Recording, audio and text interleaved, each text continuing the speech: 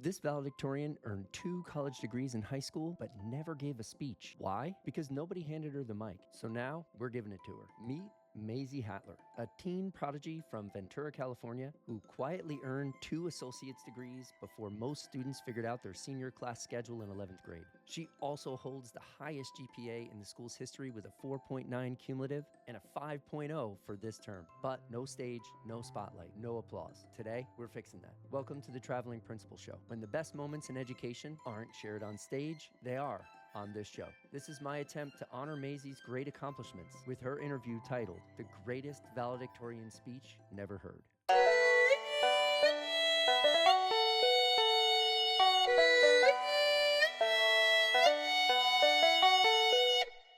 Welcome back to the Traveling Principal Show. In this first part of my interview with Maisie Hatler, we get into the student activist. You'll hear her story of leadership, resilience, and what drives her to speak up for others. Trust me, she's not your average high schooler. Stay tuned for the end. You'll hear how Maisie feels about breaking all kinds of academic records, but won't be able to speak at graduation. Let's dive into part one. Welcome to the Traveling Principal Show, where navigating education feels like the scenic route, not the commute. Today we have a truly extraordinary guest, you guys, someone whose high school experience makes most of us look like we've spent 4 years just trying to find a locker. Joining us from Ventura, California, live in person, Maisie Hatler. So are you ready? I'm ready. Okay. Quick peek into Maisie Hatler. Here we go. Question number 1 revolves around balancing books and being a teen, right? So we'll call it the Maisie method. What is the Maisie method, right? Earning 2 associate's degrees before most figured out the difference between MLA and APA format is genuinely incredible. It's amazing. I'm sure you know that. I don't understand if you understand how educators feel about that. Oh my gosh. But I want to talk about strategy. So how did you balance college coursework, regular high school responsibilities, extracurriculars, and still manage to stay sane, assuming that you did? It was definitely a hard one. I'm 100% a procrastinator, so my biggest piece of advice for anybody who's balancing school or just a lot of things at once is to cut a piece of time out every single day to do your work, even if it's just 5 minutes, like making sure that you're consistently carving away at that workload instead of waiting till the night that it's due and trying to fit all of it in at once, because you're going to have a stress heart attack. It's just too much. You need to make sure that you're consistently doing your work, even if you're not sitting down for hours at a time, just throughout the day.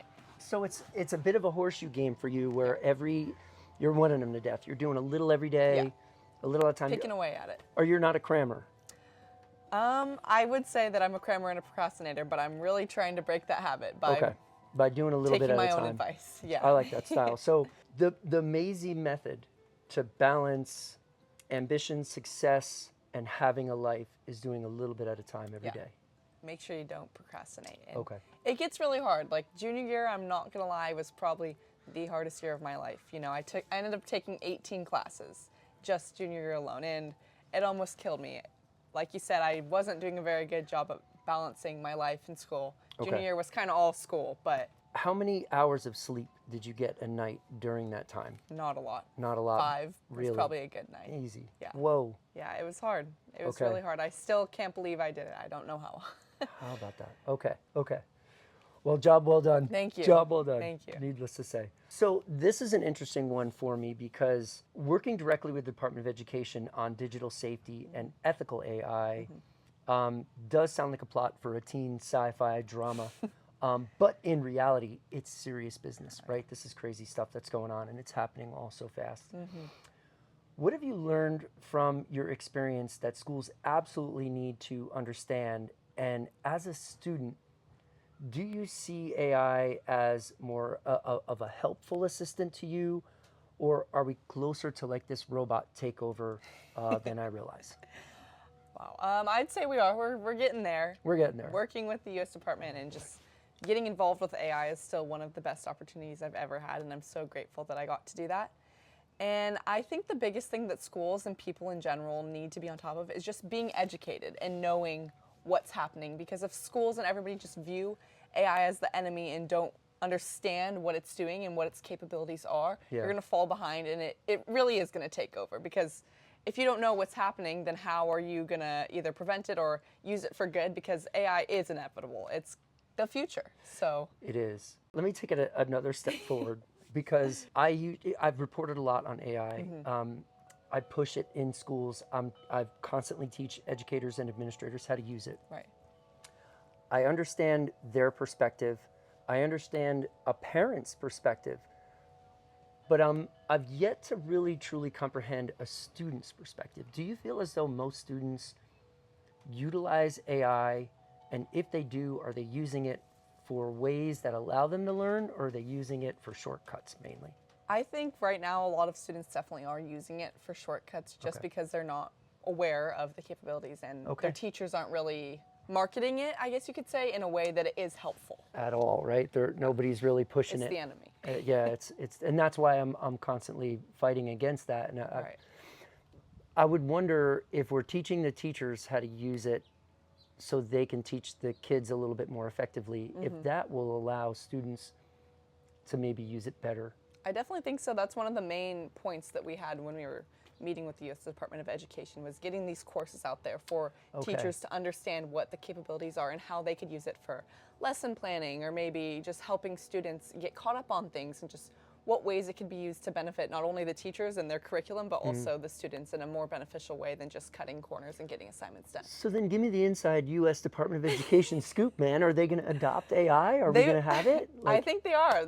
AI is definitely very quickly taking over everything, and they're for it, and the government is using it in their own ways. So yes, we can't stop it, so we have to learn to use it. Are you seeing GPT, Gemini, Claude? What are you seeing at the top that most schools are using? A lot or of, is it everything? I think it's a little bit of everything, but GPT and Claude are the two biggest ones that I see. Okay. Yeah. I did see last night Google put out a huge update, Claude 2 point whatever, or whatever the next one is, and so it's supposed to be pretty revolutionary, but they all are, right? I mean, It's crazy what it can do. I'm excited to ask this question as an interviewer, right? I'll get into why in a second, but we'll call this question speaking up and speaking out. And so your Forbes moment, not every high school student, right, can casually bring up that they've been interviewed by Forbes. And your advocacy around eating disorders and mental health issues clearly resonated widely here. Why was this particular issue important enough for you to become an advocate at such a young age? And what specific changes would you like schools to make to better support students in the future? I think this is a very nuanced question that's important to touch on. Okay. So we're going to get a little personal here for a second. I would say that I myself have struggled a lot with eating disorders and other mental health issues like that, just from being very burnt out and depression and things like that. So Maisie is human after all. Yes, How about yes, that? everybody's human.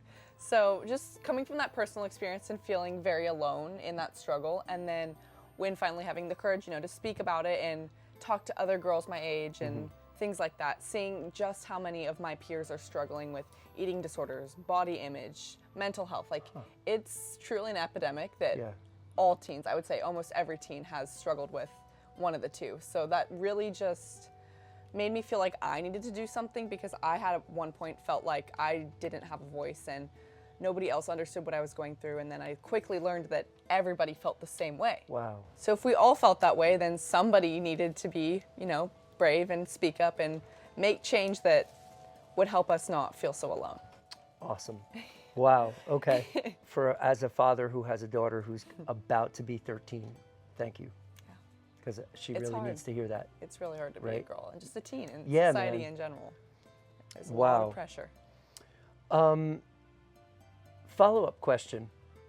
Was the Forbes interview in person, or did they do it virtually? It was virtually. It was one of the scariest things I've ever done. What? Why? Why was it scary? Besides the fact that it was Forbes, were they like coming at you hard? Like, what were they saying? I would say it's the first interview I've ever done. Oh, wow. And it was Forbes? Yeah. I'm a little bit more seasoned now with, college apps and having all the college interviews and then Ventura College and you. But it was the first interview I'd ever done.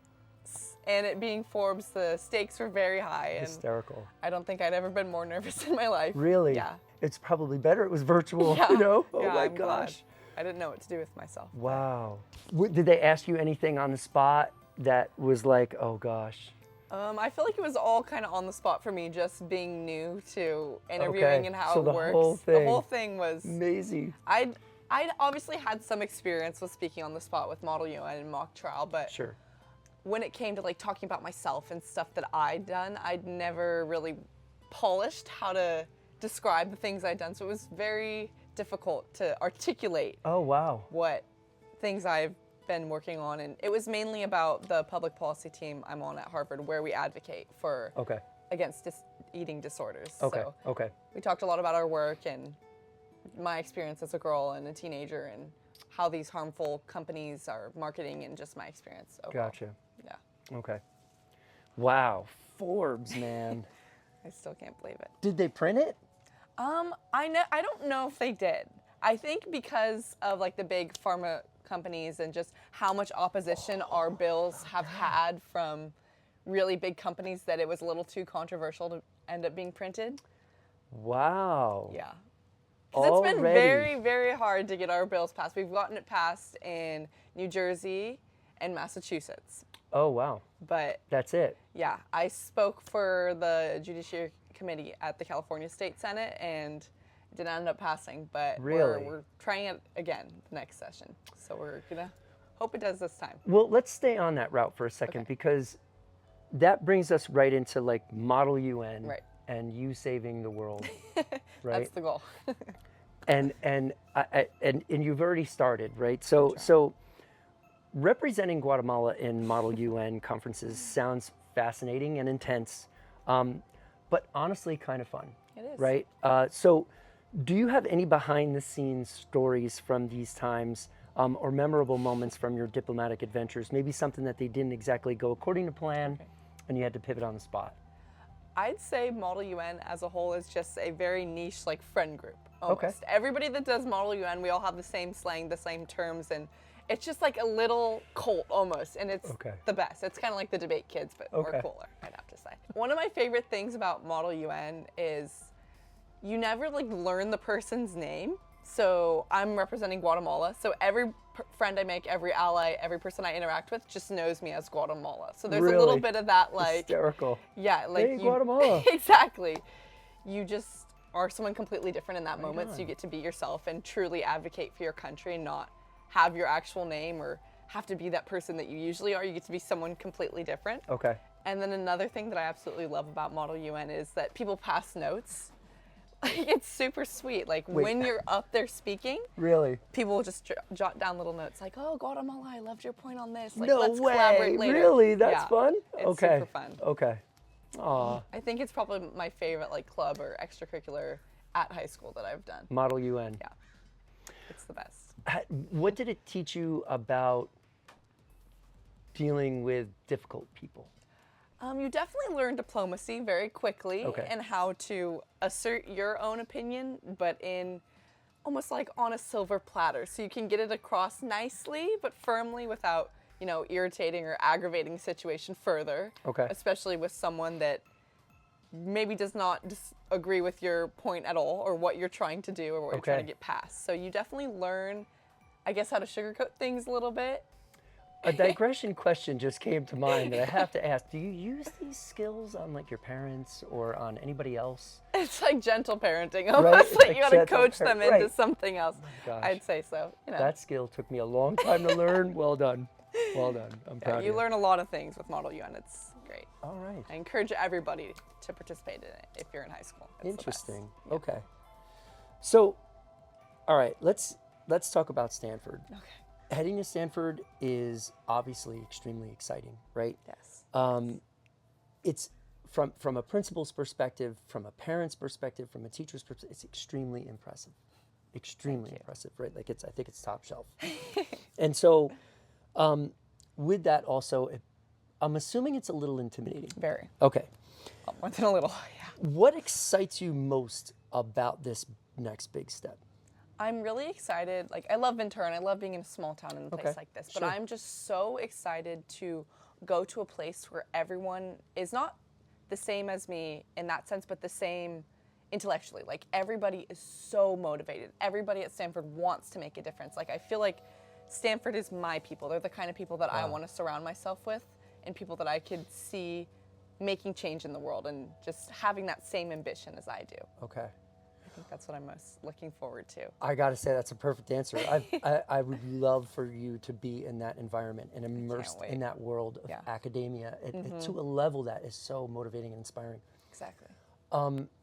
What keeps you up at night about it and is a little bit intimidating? I think on that same point, just the imposter syndrome that I am feeling. Oh, come on, man. Oh, it's bad. I'm just trying not to think about it too much, because the more I think about it, and obviously I'm following all the people on social media that are going there too, and just LinkedIn is the worst. Seeing everybody's accomplishments, it makes me feel like, am I gonna be smart enough to be there?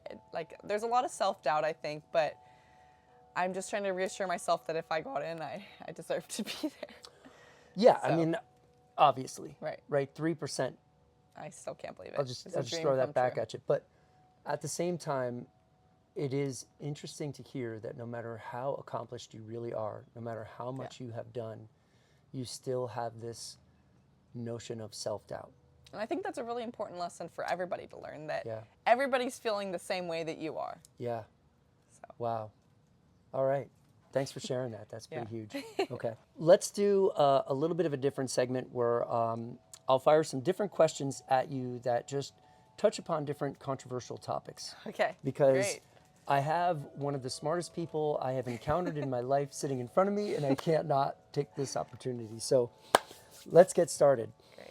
You have some students in your presence. This is your situation, okay? And I want you to tell me what you would do. Okay. You have some students in your presence, and you're on campus at high school, let's say. So we're all talking about 18-year-olds, potential 18-year-olds, potential voters. Mm-hmm. You hear somebody say, I'm not going to vote. It doesn't mean anything to our age group anyway. Okay. How do you change their minds? So I've actually been in this exact situation. Last year was when I first got into voter registration, and just working a lot with that, and especially youth registration. Okay. So I ran a youth voter registration drive at Ventura last year, and I did it all by myself. It was really scary. Typically, high schooler will feel a little embarrassed about doing something like that, especially by themselves. But I tried to put that aside and just do what was best. So I set up this little table by the parking lot where, all 2,500 of my peers are coming out of class, going to the car to get food, whatever.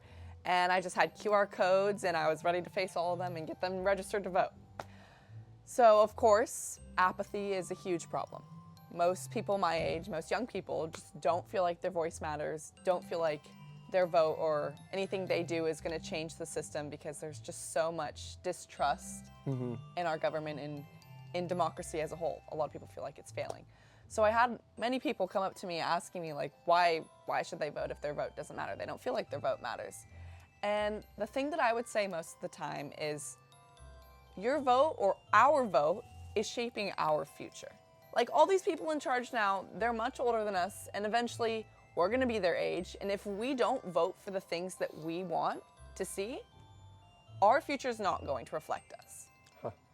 The policies, the legislation, government, everything that we believe in is not going to be there when we get to that age. Or even now, like, you're a young person, you can make change with your voice now. And voting is just such an important way to do that. And so, my biggest thing is just, if you're not voting, you're not contributing to what our future is going to look like. What was the general reaction from your student peers when you were doing this?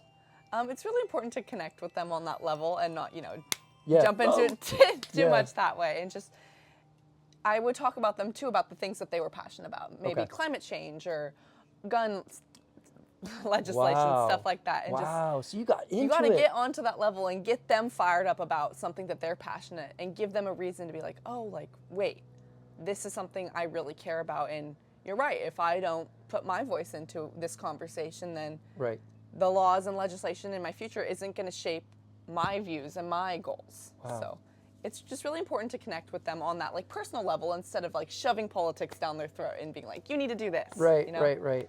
Wow. Okay, so what would Maisie do in this situation? Okay. As a future leader in politics, you will be faced with decisions that weigh populations of the common good against each other, as every issue has two sides. Right. In our world of politics today, we have yet to bridge this now giant gap between the two parties in the U.S. How does Senator Maisie Hatler do this successfully? I think this kind of connects back to what we were just talking about in Model UN, even the things that you learn there with diplomacy. I think humanity has really been taken out of the political sphere. Like, the division between parties has completely taken away any kind of human connection, and it's just created this hate for the other just because they're not the same as you. Okay. So I think this is probably the biggest issue in politics right now, is this polarization and this division, and we need to find some way to bring humanity back into politics and realize that they're people too, and just because you don't agree with them doesn't mean you hate them, and we really need to learn how to listen. That, I was going to say, that seems to be your greatest tool, but you're also a talker. You can communicate with them as well on their level, right? But that's the thing, you need to find that balance between talking and getting your point across and listening and see where these other people are coming from. Because like you said, building that bridge and crossing that gap is listening to the other side and finding a compromise. We need to find a compromise. Yeah, you got to at least listen 100%. To start, right? And 100%. a compromise starts with that. So Exactly. All right, right on. Your academic accomplishments thus far have included several firsts for Ventura High School. And as valedictorian, it's an honor to share that in a speech at commencement. And your privilege to brag in front of all your peers, right? The recognition of which earns the respect you deserve for working so hard over the course of the time you were there. Given that millions of people will watch this, Maisie, millions. Millions. And Ventura High School has decided not to allow the valedictorian this chance to speak at the graduation ceremony, as it is not their tradition. What message would you like to share that you would give on the stage? I think my piece of advice that I would share with all of my peers and just going into the future would be to never take no for an answer. Because if I had taken all the no's that I had heard along the way for an answer, I would not have accomplished a single one of the things that I had done. You really just have to push those boundaries. And if someone tells you no, you got to find a way around it. Because if you want something that bad, a no is not going to stop you. Okay, I like that. I also have to say, as a former principal and a 27-year educator, I apologize that you don't have that chance to share out your message and receive what you would if you were doing that on stage. I do hope that Ventura High School comes up with something still. There is a little bit of time. Yeah. What are your thoughts on this overall? I do want to ask. Okay. It's definitely very disheartening, you know, just working so hard. All of high school, I truly killed myself. You know, just the proof is in the pudding. I have the highest GPA that's ever been achieved in Ventura County. And what is it? My cumulative is a 4.92. So, it's not even just like the recognition for like, oh, like I'm the valedictorian. Yeah, I need that self-praise. Like, it's not that. It's just the principle that it's promoting, that academics really aren't that important and you shouldn't, you know, get recognized for working so hard. And just, I guess on a selfisher note, just seeing all my friends that, you know, are valedictorians at other places getting all this praise and these amazing things for the work they did, it's kind of a slap in the face, you know, like, and not just the academic aspect of it. I put so much of my energy into making Ventura a better place and starting all these new things. Yeah. And just to not even get to speak at my own graduation is really upsetting. It's tough. Yeah. I'm sorry, man. It sucks, but. Wow. Thank you for that. Yeah. There you have it, you guys. Part 1 of the Maisie Hatler interview live in person. Stay tuned for part 2 coming up next week.